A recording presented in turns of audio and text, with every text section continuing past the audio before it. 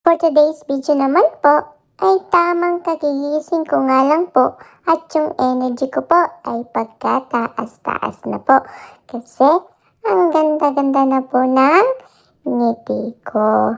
At pagkatapos nga po, ay bumaba ako dito sa basement at naglaro po nitong mga puzzle ko. At yan nga po, nirigalo po sa akin ni Mami yan nung Pasko at mukhang mahihirapan akong buuin ito. Kaya, ibalik na lang po uli natin dito sa may plastic at bahala na siyang magbuo. Ang hirap-hirap po kasi eh. At yan nga po, naligo na rin po kami katapos at nag-ready. Kasi hihintayin na lang po namin dumating si Daddy at sunduin kami. Kasi pupunta daw po kami sa mall ngayon at may bibilhin daw po sila. At nandito na nga rin po ako sa sasakyan at pakanta-kanta pa pero inaantok na rin po. At pagdating nga po namin sa mall ay nakita namin ito mga little pony dito. Kaya nagtingin-tingin muna po ako at nag-picture-picture din po. Ang dami nga po mga friends dito na takbo ng takbo. Kaya ayan po, nakikilaro-laro din po ako at tingin-tingin. Meron nga rin po ditong mini jail. Kaya, kunwari kami ni Kuya ay nakakulong.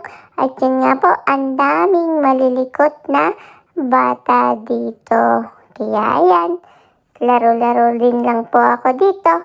At nung lumipat po kami sa kabilang side, ay itong bata ay hindi na umalis dito. Kaya, tinakluban na lang po ng mami ko yung mukha niya. At pagkatapos nga po, nung dumating ang daddy ko, ay naglakad-lakad na nga rin po kami at napadaan kami dito sa may sinihan. Nakita ko nga po itong mga nakagandang display dito at kaya po pala yun ang display kanina doon sa unang pinuntahan namin ay siguro may magandang palabas tungkol doon.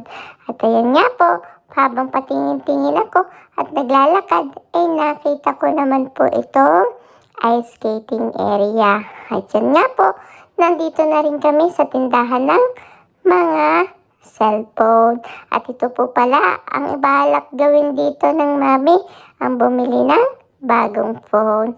At teka, habang nagtitingin-tingin kami, ay nakakita kami na nagkakagulo dito sa loob ng mall. At may nag-aaway din po.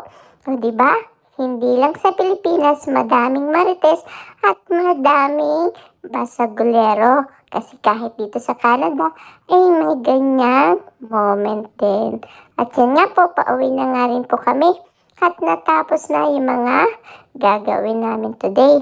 Pero syempre, nagutom po ako kaya dumaan muna kami sa may Tim Hortons bumili nitong paborito ko pong Timbits. At pagdating nga po namin ng bahay, ay syempre ako ang unang gagamit nitong binili naming cellphone. Tigisa po dito si Mami at Daddy kasi ito daw po yung regalo nila ngayong Pasko para sa isa't isa.